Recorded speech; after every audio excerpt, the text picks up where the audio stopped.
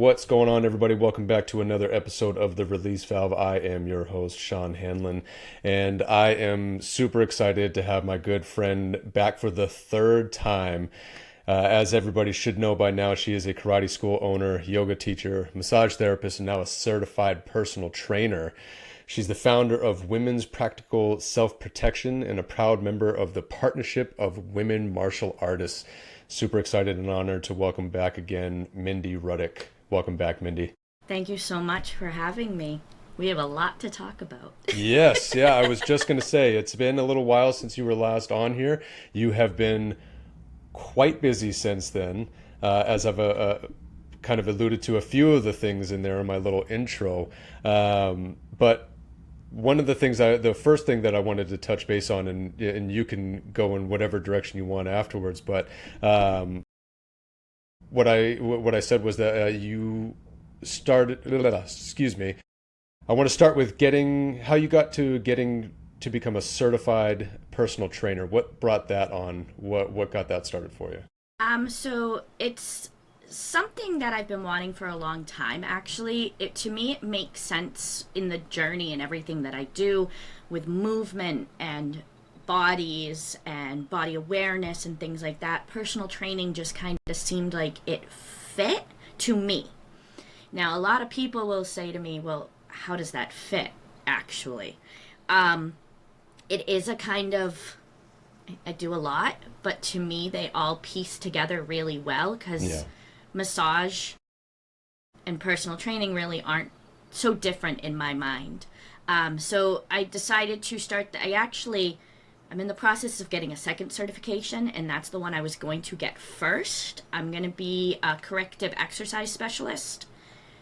So I'm going to be able to watch people differently and break down a little bit and kind of help through movement even more. And I thought that was an amazing combination of the things that I do.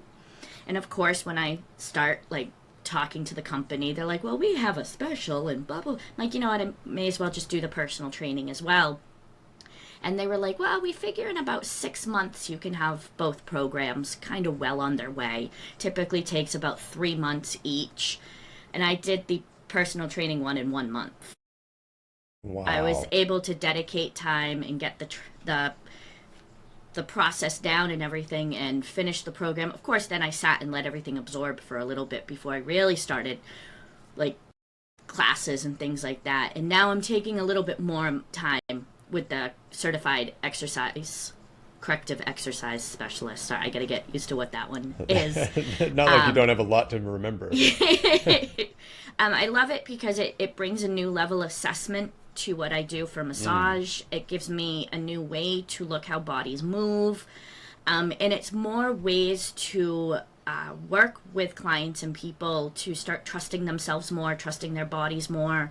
I'm not just on the massage table with them saying, this is what I'm seeing. I'm now being able to say, hey, if we take this off and we start doing the training as well, and we restore, move, and thrive, we can kind of get you to where you want to be for yourself. At some point, I know that means with the way I do my work that people aren't going to need me anymore. But I'm actually okay with that. I like the concept of that I'm there to kind of help you get moving, help you learn to appreciate yourself, learn this new body. As we've said before, I'm not 20 anymore. How does this body prefer to work and respond and move? And we'll grow and see what it means. I love that. I think that's huge, and I think that says a lot about you because, and I've heard this so many times, doctors don't help people get healthy because then they would lose their job. Dentists don't help you keep your teeth 100% because then they lose their job. All these type of things. And I don't mean that in the sense like nobody's doing a good job or anything like that, but there's no future in a cure. There's no money in a cure. You have to be sick so that way I can see you and keep myself getting paid so that way we can keep this ball rolling. I love the fact that you're out there to help people move on. I think that is such a motherly thing. you're building these people up so that way they can go on and be okay by themselves. And again, that says so much about you. I absolutely love that because I think that is going to help you get more out of it in the long run as well. More people are going to refer you to, hey, I had this going on and she helped me get better. You got to go see her. They'll start telling people, you see people walking with a limp or something like that, and all of a sudden they're walking good. And like, oh, how did that happen? Mindy, you got to go talk to her. Like, she did this for me. She helped me out in so many ways. I think that's so cool. And again, says a lot about you. So I applaud you on that. One of the things I admire most about you is how you encompass everything that you do into your work, and you're constantly looking for new ways to apply those things that you learn, apply those things that you know, and then learn more and have that better understanding of what it is. You kind of are that one-stop shop. Like, you're not just somebody that's going to work out the muscles for them, massage it out for them and stuff like that. You can let them know what they probably do on a daily basis that is aggravating these muscles. And now you can tell them what they can do to help strengthen it and get it better. So it's just, I love that because, again, it would be so easy for you to just do the work and say, all right, see you next week or see you next month or whatever the case is. Come on back. No, I'm going to try to get you to a point to where, yeah, you don't need me anymore. That's awesome. And it took me a long time to get to this spot. It's actually kind of more of a recent realization that that's truly what my goal is for people. Like, I love helping people. It is what I do. It is who I am. It's just how I'm made. And to know that I'm helping people get to a point that they're, yeah, I mean, I don't want to say you don't need me anymore because I would love to keep, but at the same time, that's gonna keep them coming back at the same time because now they know, oh, I can go to her, we can work through this, and then I'm good for a little bit. We can move on, we can work through, we can kind of unravel things together and then keep going. Right, right. Yeah, especially as you get older, there's always going to be something that comes up. You're like, all right, I need you to work on Always. this now. And my philosophy with wellness is it needs to be different than, like you said, the doctors and things like that, because wellness is something we strive for. Wellness isn't something we are. We are always working towards wellness, and sometimes those one stop shops that fix all and take this and do that, that's not the ongoing process of things. Right, right. Again, as human beings, we're constantly evolving, whether we think about it or not, whether we're conscious of it or not, whether we want to or not. As we get older, our bodies change, our daily routines change, and you're gonna have that wear and tear of some sort. If you're not taking care of yourself, even if you are taking care of yourself, things come up. It's gonna happen. So yeah, you're that person that no matter what you have going on in your life, no matter what you've done, no matter what season you're in your life, I got something for you. I love that. Again, encompassing everything that you do, you pull from karate, you pull from yoga, massage therapy, now personal training. Most people, I feel like, pick a lane and then they're driving in that lane, in that direction. Have you always been the type of person that is, let me do this, let me do that, let me put it all together? Or is this something like as you started adding more tools to your toolbox, you're like, let me see how I can put this all together? I want to say yes, I've always been that way because thinking back, like even when I taught dance, it wasn't just do this movement, it was do this movement and this is the muscles that are helping you do that.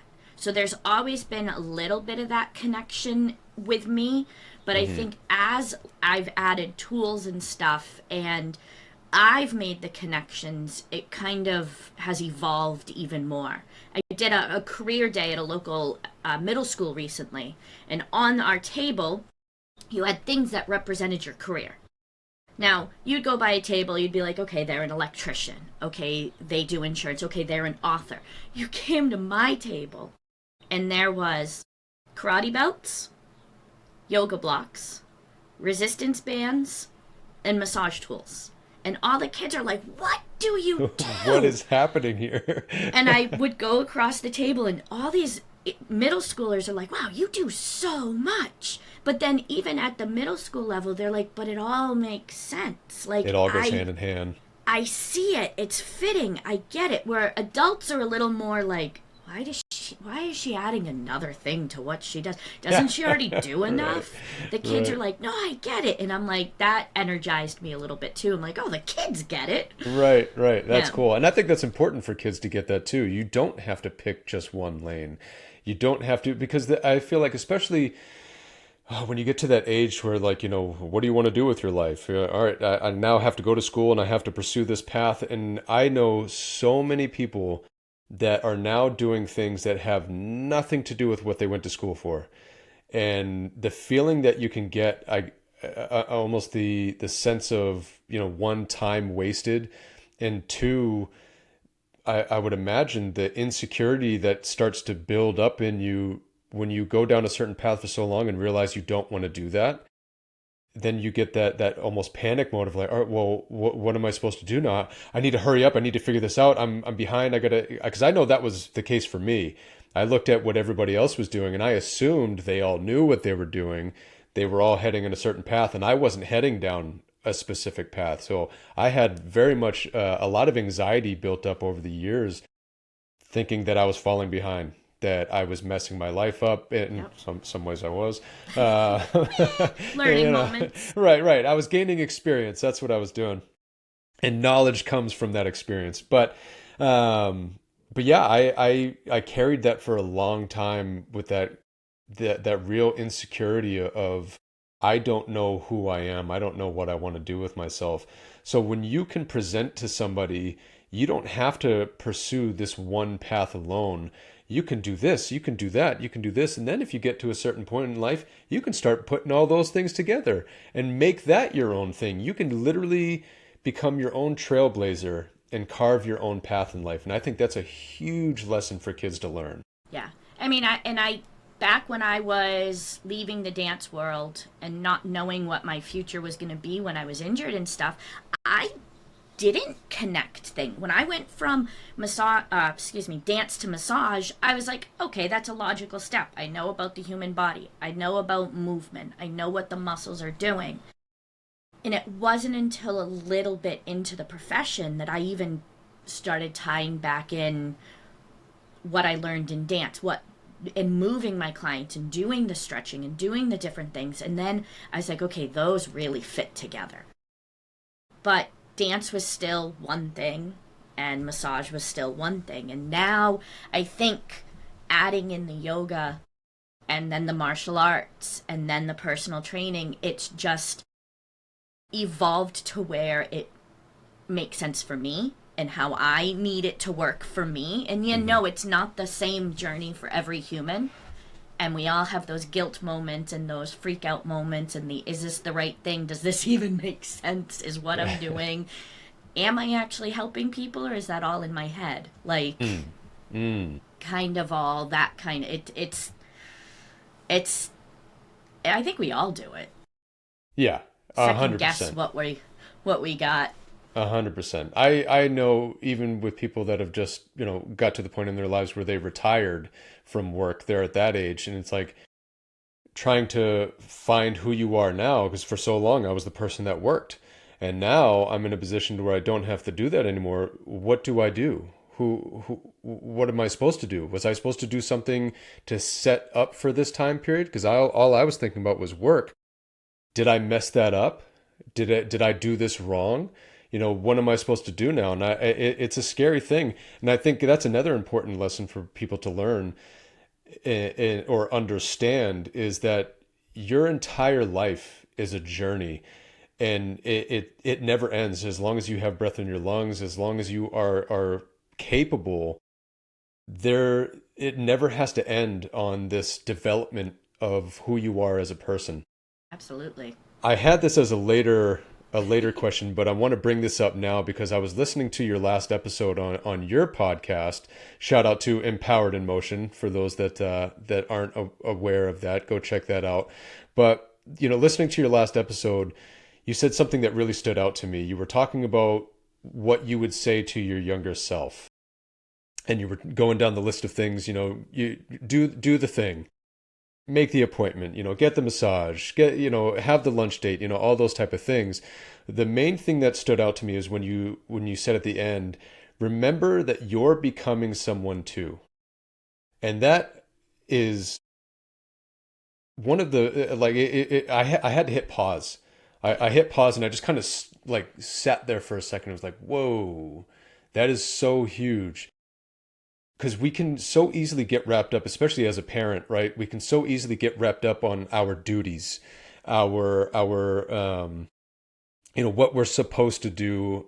We're supposed to have all of these things that we're supposed to get done. We're supposed to stay on top of. We got to do this. We got to do that. We got to feed this person. We got to get the groceries. We got to pay the bills. We got to all of the things, and we forget that yeah, we're still becoming somebody. We still need to make sure that we're okay too. And I love it's kind of cliche, but even the message when you're on a plane, you got to put your mask on first But before you can help yep. somebody else, right? Yeah, I'm in a very interesting season of my life right now. Um, one son just graduated high school, moving on to college. One son is moving into sophomore year of college. This gets me. Um, in the next couple days, I have one child turning 18, and in a few months, I have another child turning 20. I'm not in the thick of it like I once was. And over the last couple years, I've had to, who am I? Like, Right. I've been there, mom, I've been there for this, I've been there for that, I've been doing different things, but they're not gonna rely on me. I can't help them the same way when they go off to college. And there's that helper part of me that, like, needs to do. But so I've even had to, like, step back and figure out, I'm like, okay, what am I becoming? Who am I becoming? How am I evolving and changing and shifting? I'm watching them become these amazing young men stepping into these futures, and I still have a future. I'm in my Right. mid 40s. I still have a grand old amount of life to live. Right. So I can't just sit back and go, okay, work here's done. No, I have, All yeah, right. game over, we're Yeah. good. So I thought with taking empowered emotion now, I'm kind of shifting it, and I'm talking to the moms and the dads and the families who are where you are, going through I have 600 places to be today. How can I still make it work? And yeah, you're still becoming a person too. Your path isn't finished. Right. I love that. I think it's huge, especially as a parent. We are, whether they want to admit it or not, whether we like to accept it or not, we are their role models in a lot of ways. We are the ones that are kind of showing them how the world works. And how much of I guess, for lack of a better way of putting it, hypocritical we would seem if we're saying, go chase your dreams, as I succumb to the world the way that it is, and society is piling down on top of me, and I'm not doing anything with myself. You show them firsthand what it's like to go after and make something of yourself, the Yep. best that you can. Yep. Obviously, a lot of us are in situations to where we can't just go and do whatever it is that we want, Yeah. right? Yeah. But that doesn't mean that you can't do anything. That doesn't mean that you can't do something to make yourself a better person in some way, shape, or form, whether it's physically, mentally, emotionally, whatever. There's always some sort of work that you can put into yourself. There is a time, there is a place, there is a day, or whatever the case is, that you can do a little bit of something. And I think a lot of us forget that. Yeah, I mean, when you're in the heat of parenthood, um, especially when they're little, very, very little, they rely on you for everything. When they start figuring things out on their own, when they can go outside and play by themselves, when they get themselves a snack, when they brush their teeth, you're suddenly like, okay, now I have to shift how I help, and I do. But I still have a role in guiding and supporting. And then now they're driving cars, going to work, doing things in their own. It's like, what can I still do? Oh, do you need anything at the grocery store? Because I can still Right, do that right. at Oh, least. oh, there's something I could do. Yes, Yeah, yeah, okay. yeah. But now we're modeling different things. We're modeling the taking care of yourself. The no, it's okay to say to people, no, I'm staying in tonight. I need to rest. I need to recover. I need to focus on me. Mm-hmm. And modeling those things and showing boundaries and showing values and then seeing them reflected back in them is really, really interesting. Hearing them on the phone with their friends, hearing them talking to each other, and these boundaries they have, and these different things that it's like, okay, no, I'm still doing. I'm still doing. Kevin was 1. No, he was 9 months old when I went to massage school. He wasn't even 1 yet. So he has only ever really seen me. I mean, he's seen me have some rough work experiences and burnout and stuff, but he's only ever seen me, Danny was 2, as a perpetual learner, as a learning, as a changing. Danny, my oldest, decided to change his major in college. And part of me thinks he was a little nervous to tell us, but it's like, dude, if you're not happy with the major you were in, I'd rather you. I'm proud of you for Right. realizing that now and going into sophomore year, you're going into a different major. Like, good for you for being Yeah. able to say that now. Like you said, how many people finish college and then go, oh, that's not actually what I even wanted to do? Exactly.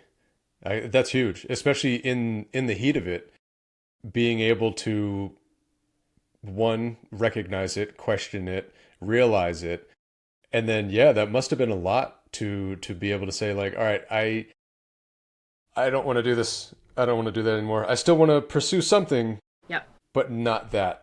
And it was interesting the way he did it. He kind of told me after the fact. He was like, "Oh, by the way, I have a meeting with my advisor. I'm changing my major." And I was like, "Oh, you made the appointment by yourself. You thought through this process. Like, oh, wow, oh, wow, okay, Right. okay, you're doing the thing. Okay, Kudos to him. That's really cool. yeah." Wonder where he gets that from. I have no idea. Yeah.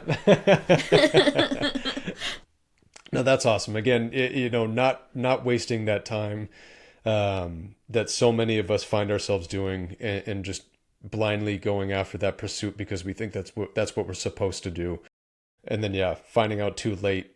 I shouldn't say too late, but finding out later than we would have liked that's not what I wanted to do with myself. So, and then again, taking that action ahead of time, I think that's really cool. Yeah, looking back, I never would have thought like 8 or 9 year old him would be doing that. Right, right, right. Yeah, because again, we keep them as little kids in our minds, and you're the one that used to do this and this way, and you were so shy, and you didn't do this and that and the other thing. I'm sure my mom probably feels that way about me. I was the most shyest little kid ever. When we were at a grocery store, and if another adult looked down at me and said anything to me, I was the kind that buried my face in my mom's thigh. Like, nope, nope, I can't deal with it. I would bury my face in her leg and not saying anything. And she was like, Sean, it's okay. And I was like, nope, I can't. I was so shy.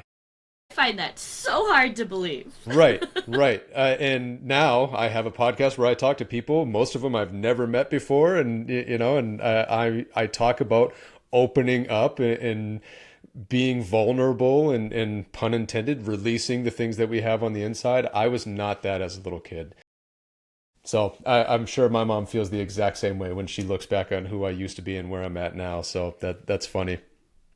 I want to jump topics a little bit here, um, and I want to talk about the women's practical self defense. What inspired you to create that program and create a program specifically for women? So, first, not gonna lie, it was my husband was like, "Why don't you do this?" And at first, I was like, "No, because it's your idea."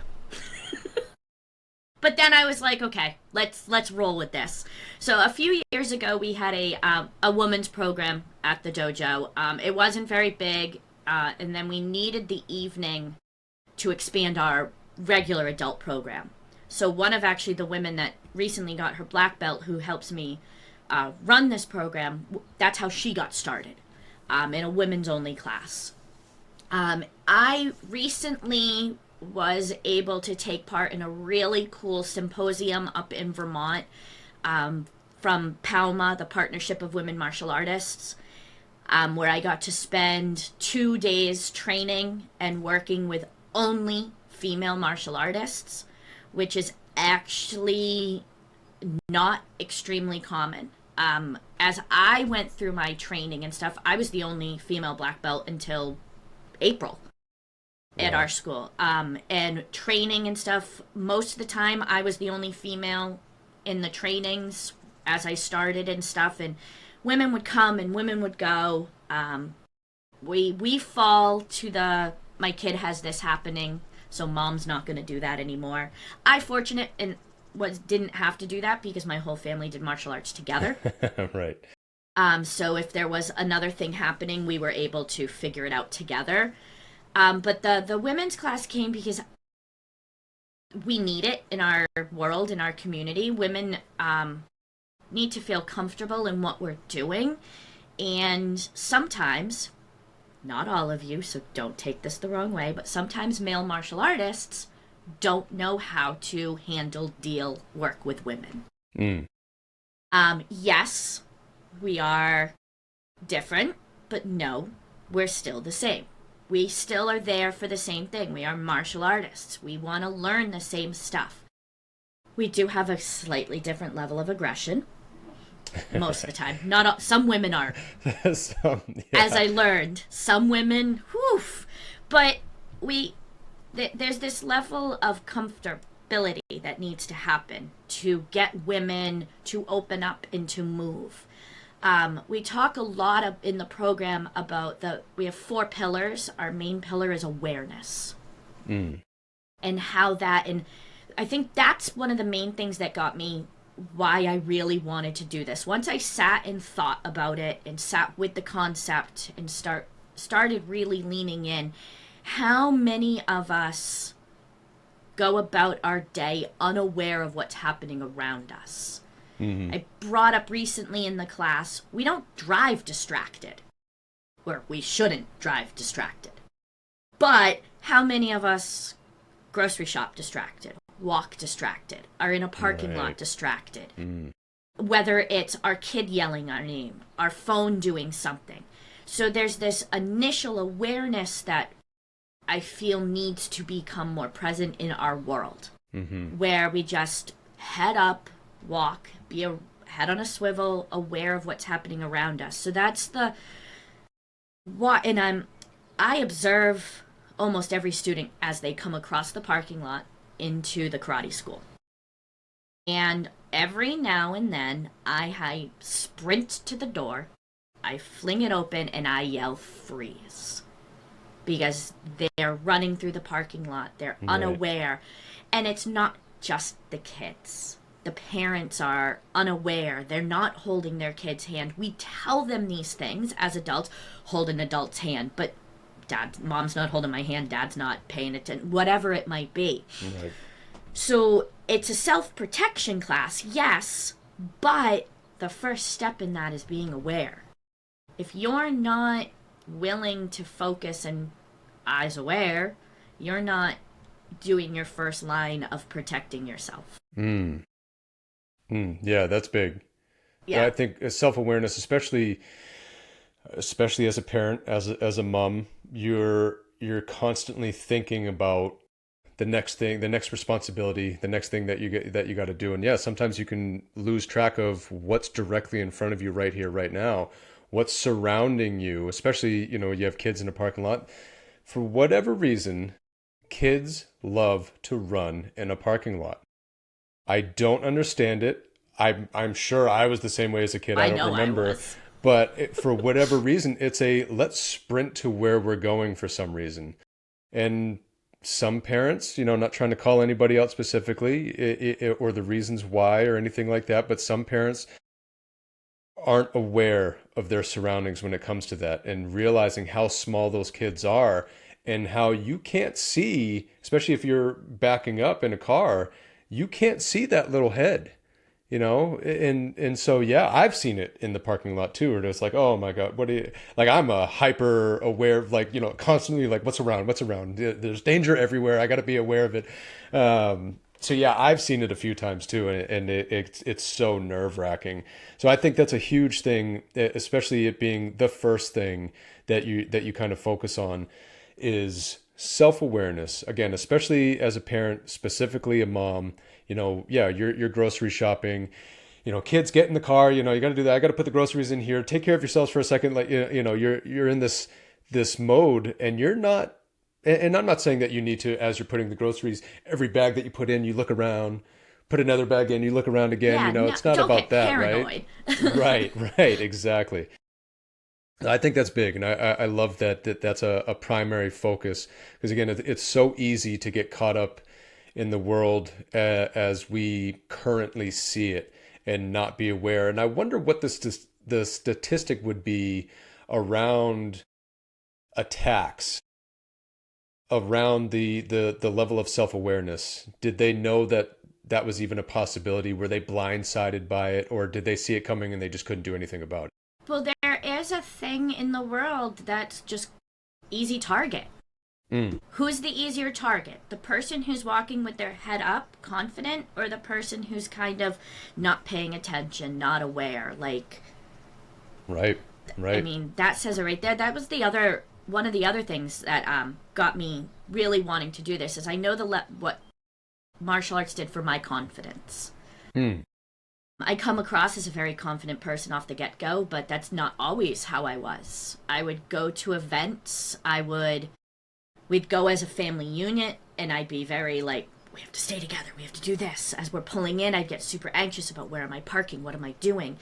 And then as I became aware and confident in my abilities and stuff, now it's easier to be like, "No, you two can go there. We'll go here. I know we'll meet up. We'll do this." It just kind of built my confidence. I mean, I'm 5 feet tall. So walking behind cars in parking lots, I get nervous sometimes you if got to be they up on can your see tippy me. toes. So having this thing that makes me be able to stand tall and stand proud and know I have this ability if I ever needed it. Hmm. Likelihood I will still freeze just like everybody else, but I have it just kind of helped with my confidence. And with the women's class, it's not about memorizing forms. It's not about memorizing a set movement. It's this is what we're working on this week.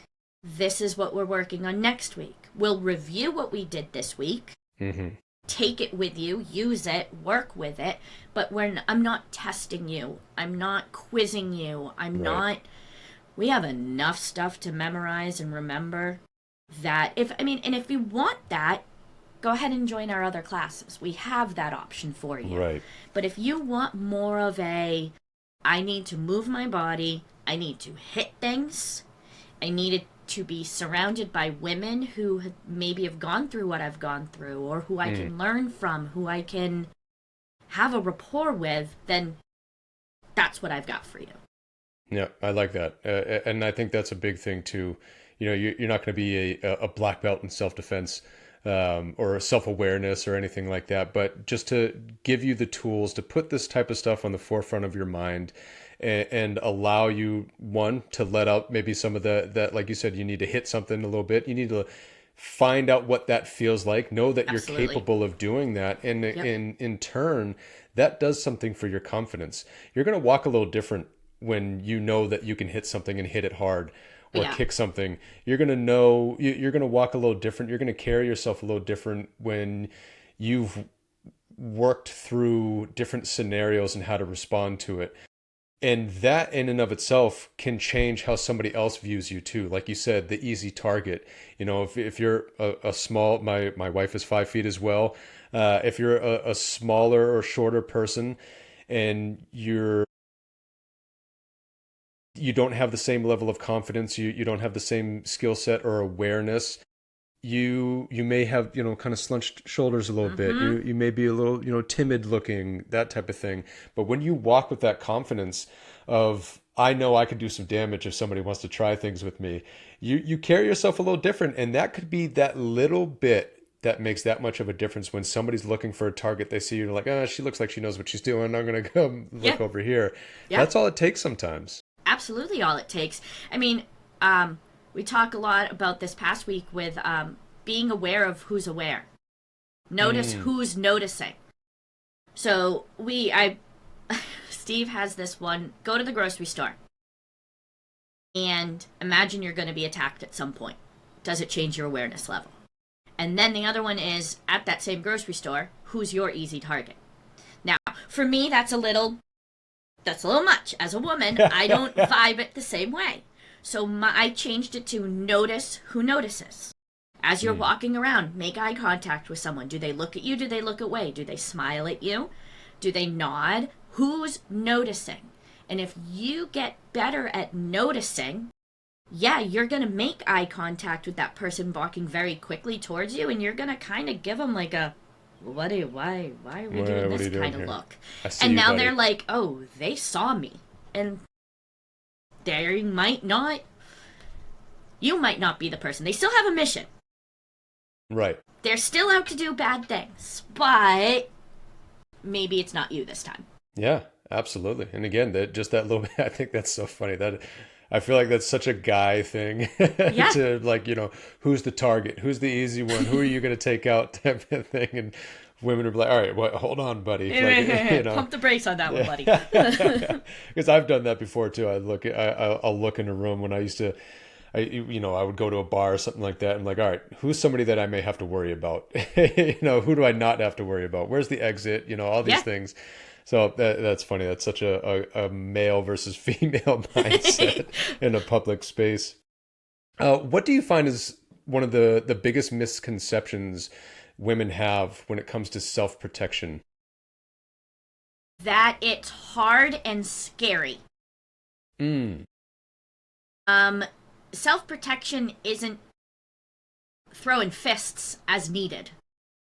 Yeah. I mean, helps. Your goal is to not have to do that. That's the thing with self-defense, self-protection. It's setting yourself up so that you don't have to get to those points. It's having a checklist mentally. All right, we're going to a new place. Nowadays, we can check things on Google Maps. Ooh, the parking lot's a little sketchy. Can we go somewhere else instead? Right. It's not even putting ourselves in situations that might warrant a physical thing.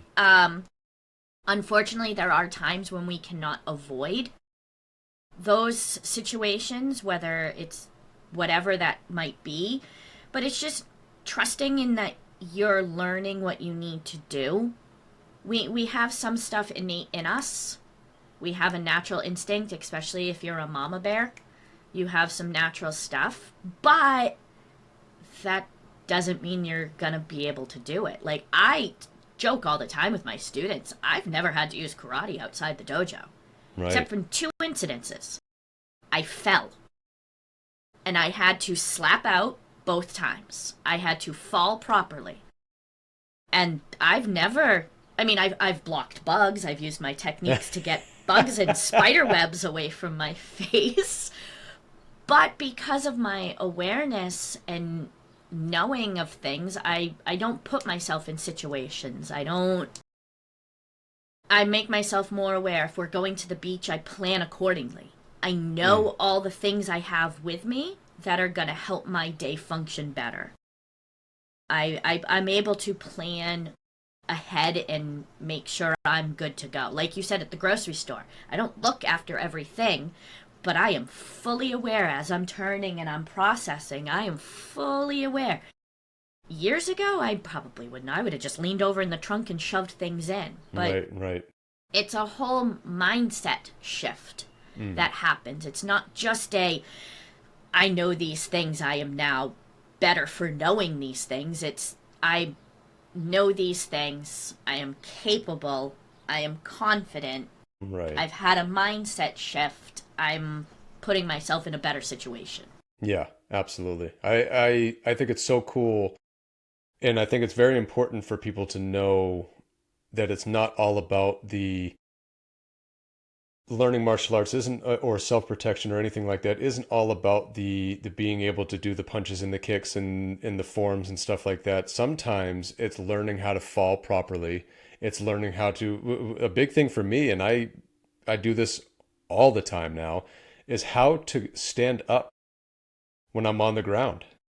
I used to, do this like roll thing and, get that momentum so I can get up. Yep. And now I have my hand planted. I swing that front leg into the back and I stand up that way. And that's how I get up all the time now. I learned that in karate class. I learned how to stand up properly. And I guess the technique behind it is to be able to, as you're standing up, defend yourself if somebody's in front of you. But I'm doing it to stand up properly because it's an easier way for me to get up now. So falling properly, having that mindset or that self-awareness of I'm going down, I know how to do this without smacking my head on the ground now. And again, it's more than just the kicks and punches. It's that learning the different techniques and how you can apply them in your everyday life. You're a black belt in karate. You've never actually had to defend yourself from an attacker using your karate, but you've still used the things that you learned in karate in other areas, and it helped you out tremendously because of it. Absolutely. With the kids and actually with the women's class, the other thing I talk about is your first line of defense is actually your voice. Mm. When Yeah. when something is weird, say it. When Right. something is someone I tell the kids, someone's running towards you on the playground really fast. You have no idea if they're coming at you. You have no idea. If you're just like, "Oh my god, please stop. Go away. I don't want you. No, leave me alone." They're not ever gonna. You have to be able, we call it loud and proud. Be loud Mm-hmm. and be proud and use that voice and do those things. And if that's the thing you use for martial arts, okay. Okay. Be the angry cat, we say to the women. Like, we took that from a fellow martial artist. Be the angry cat. Like, don't be quiet. Don't sit still. Don't do those things. And then, if you have the background, okay. If you need to use it, it's there to use. Right. But Right. my goal is to actually never have to actually use it because I don't know what would happen. Right, right. Yeah, yeah, exactly. You never know. But I love because that's something that I've seen both you and your husband teach in the classes, and it's that first initial. If somebody is looking to engage with you, you have that stop, back up, and one of the way it was explained to me is very often, more often than not, a surrounding crowd isn't going to see what starts an engagement with somebody, an altercation, but they're going to remember hearing somebody say, stop, back up. And then when they turn, they're going to see that person that's in defense mode. So if things kick off from there and you end up getting the better of the person that attacked, if you're not using that technique, people can just see the fact that you just beat somebody up and they say, well, that person just took them out or whatever. But no, I remember hearing them say, stop, back up. So they were the aggressor. And it's little things like that that, again, make such a huge difference. And I don't know how many times that I've said it and a few of the other students have said it too. It's the smallest little details that made such a big difference in what it was that we were learning that day. And again, it's more than punches and kicks. It's more than the forms. It's those tiny little details that make a profound difference in the experience that's about to happen. And I think that's huge. I love that you guys go over those tiny little things because, again, it would be so easy to teach the kids punch, kick, do this, and then all right, have a good day. I taught See you you the later. thing, job done. Yeah, no, we're gonna show you these tiny little details. We're gonna explain to you the importance of these details, and now we're gonna practice those tiny little details because again, that's gonna make as much of a difference, if not more, than the punch or the kick or whatever. And we're going to do it age appropriate, because the way I am talking to my 6 and 8-year-old class that your daughter is in is not the way I am talking to my women's class. There is a reason Right. my women's class is 16 plus. Right. I am talking about things and scenarios and situations that our 6 to 8-year-olds don't have to worry about yet. Right. They're gonna hopefully be with one of the women in our class, so they don't have to worry about those situations. My 16 plus women's class, we're gonna talk about, if I have them in the room, we're talking about college. Mm. Most of the women in the class right now actually are dojo moms and have watched their kids go through the system and go through the process. And I was a little dirty in trying to get these moms into class. We did a bring your mom to week class. Yep. Bring your mom to class week. There we go. And I got the kids to invite their moms out on the floor. Mm-hmm. And then at the end of the class, I was like, guys, I have an ulterior motive. I wanted you to get out on the floor to see that you can do it, see that you can handle it, see that it's not what you thought it was, Right. and so that you'll come and take my class. Yeah. I think getting out there is the hardest part. Getting out onto the mat in front of other people. I think that's the big thing with a lot of people. They're like, oh, I don't know, I'm not in the shape that I used to be. I don't know if I can move like this anymore. So when you have that small introduction, you're just doing what the kids do. It's like, okay, I can get out there. So many of the moms were like, don't hurt me. I'm like, do I hurt your children? What are you talking about? Don't hurt me. You might want to talk to your kid about that, not me. Right. Yeah, they're the ones that are going to hurt you. That's funny. But again, I love that you said, you're going to teach it age appropriately, because you both do such a good job with that. Having my daughter in your class, having my stepson in Steve's class, I watched how they do certain things and the difference between those. And so I picked up on how to do certain things. So when I started the adult class, I'm doing things a certain way. And Steve's like, we do it that way for the kids. It's actually like this. And he would show me, I'm like, oh, okay. And he's like, yeah, we're not going to show the kids that technique right off the bat. We're just trying to introduce them to it to lead to this. Yeah, they're not getting dirty. Okay. Right. I was like, that makes sense. And I think that's so cool. There are different versions of said thing that, depending on your age, your experience level, we're going to introduce it to you this way till you get that down, till you advance a little bit, till you get a little bit older. And now we're going to show you, how to really do this technique, or how to really go about this. And I love, again, another aspect of your teaching methods that I think makes a huge difference with everybody, whether they realize it or not. Getting back to the women's protection class, when a woman walks away from your training, what do you want her to feel that she didn't feel before? What's the main goal there? That she's the main character in the story. Ooh. As mums, we focus so much on what our kids are doing. So for that hour, you are the person, the thing you're paying attention to. So as you leave and stuff, you're not putting her back on the back burner. You're still, now maybe you're doing something else tomorrow, because we're only 1 day a week. So maybe you're doing something tomorrow. You're like, wait, I liked that feeling. I'm going to work with that again. It's kind of goes back to all the things I encompass with what I teach. It's reminding ourselves that we're not the last thing on our to-do list. Nice. And if my women's class is helping you learn to prioritize these little things for yourself again, then that's what I want to accomplish. It's funny, most of the mums in there right now are actually moms of my 6 to 8-year-old students. So they're all in the same spot with their kids. I used to say with my massage clients, I never saw a mom until her little one was about 2, because mom gets back on the spectrum just a little bit. And now a lot of these women that are joining the class, their kids are in that 6 to 8 range, ironically.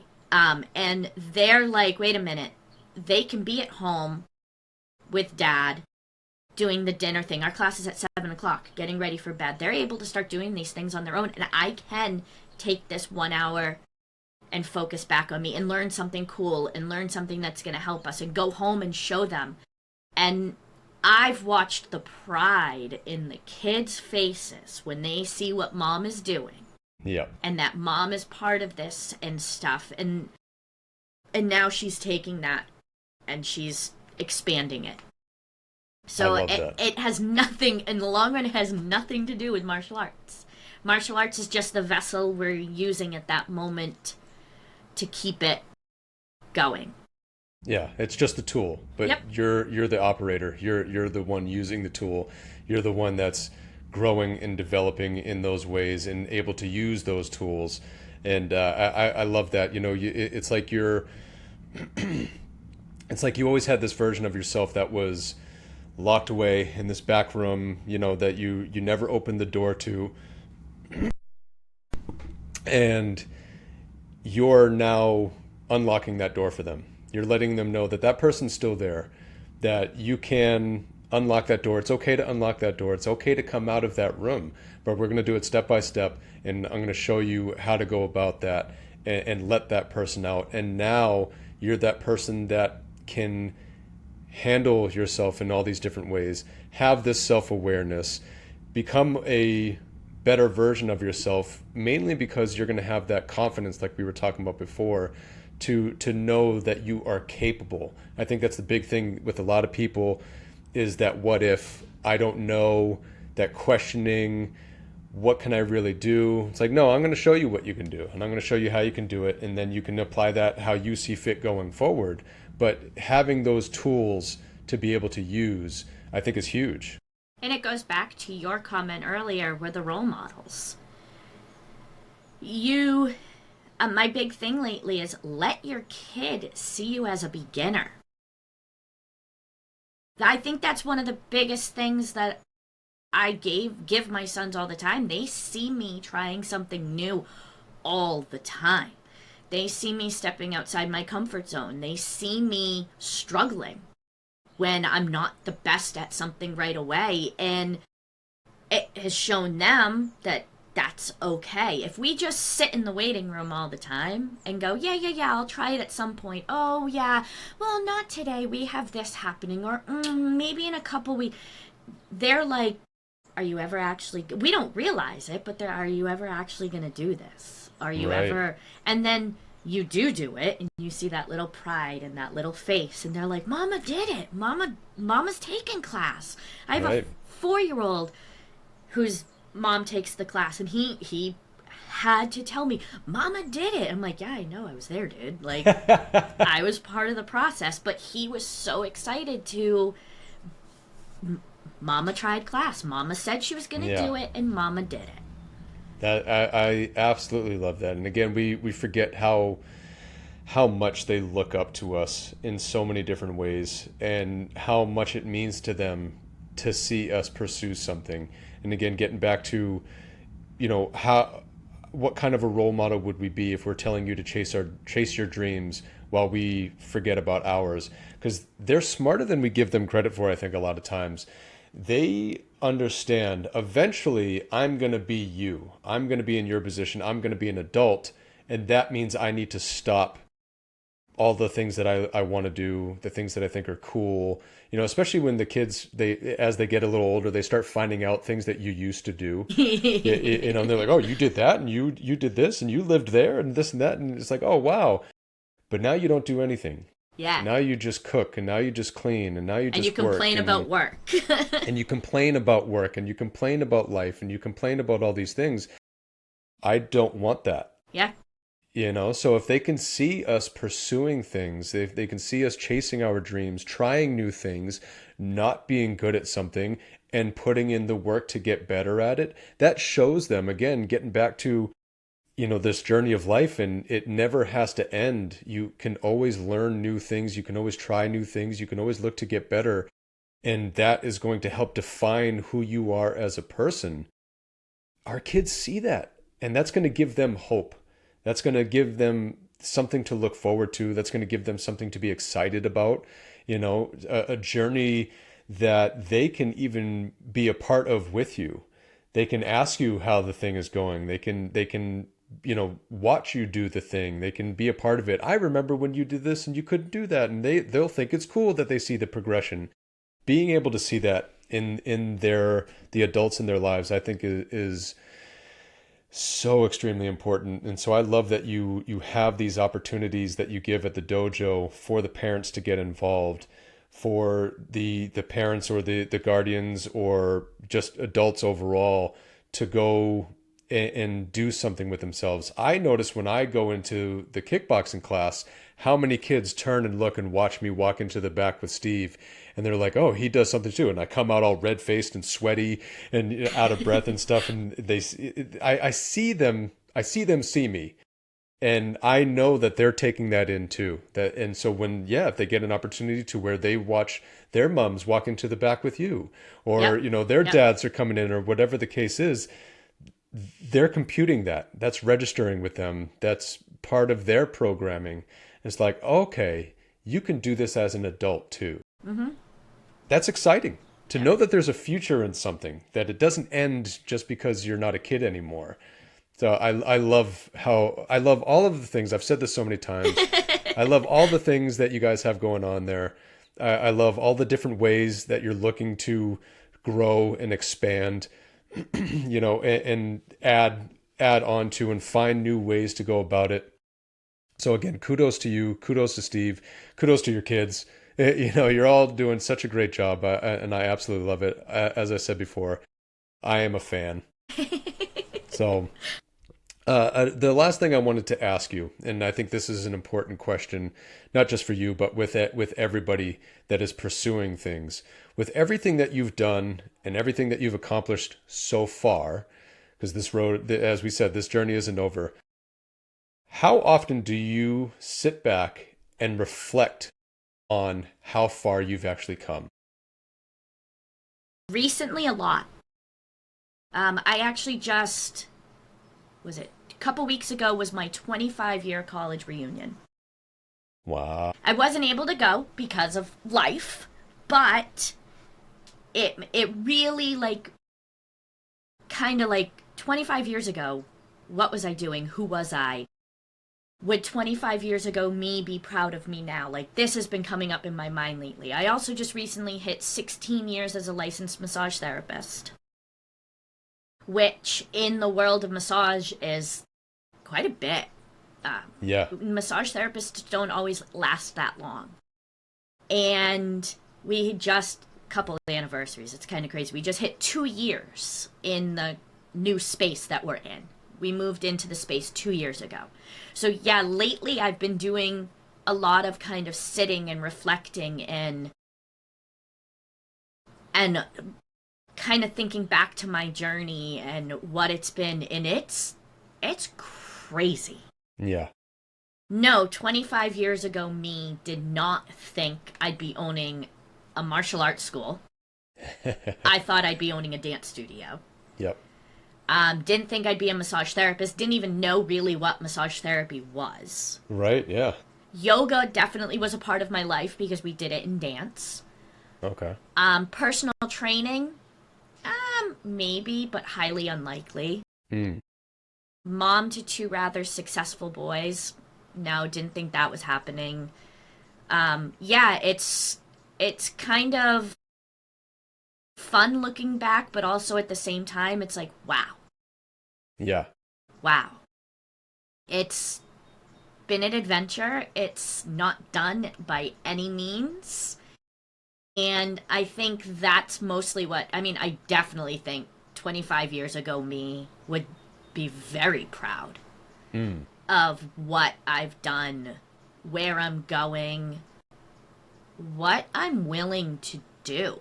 In all positive ways. Yeah, no.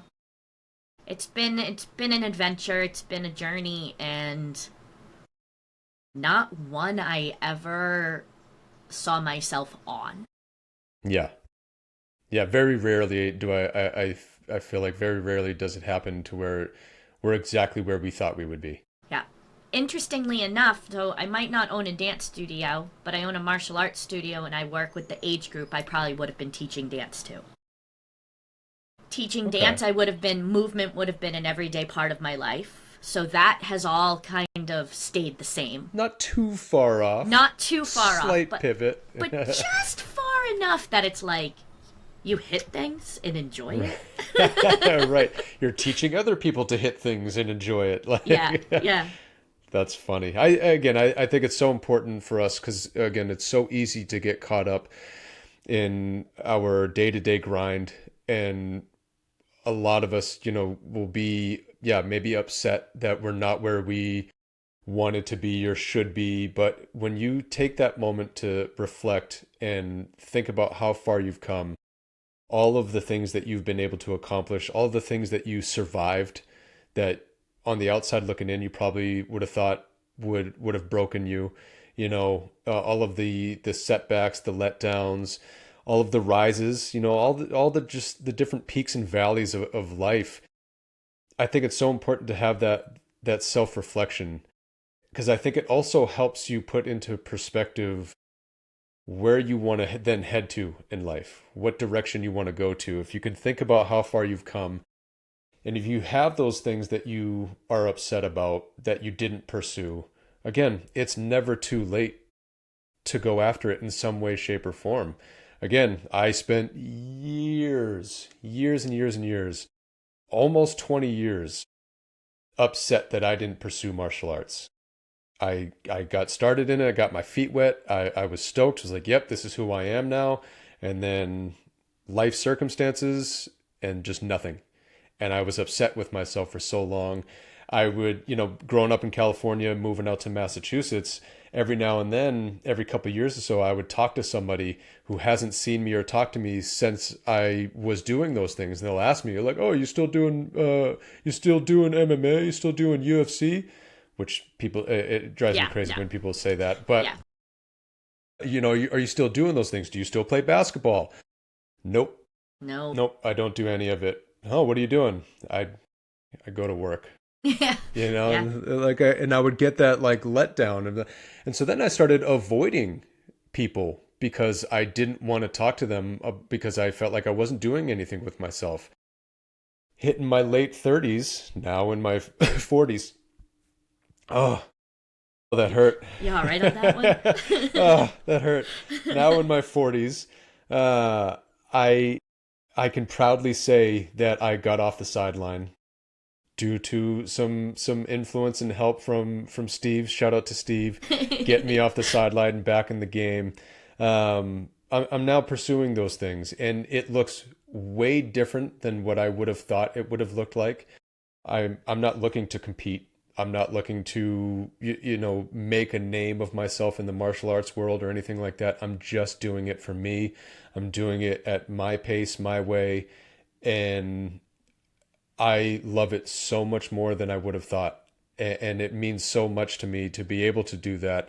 And so again, I have to say thank you to you and an extended thank you to Steve for creating the space that you two have created and giving that opportunity for people to be able to do those things, to be able to allow this person to chase a dream of theirs that they had when they were a kid.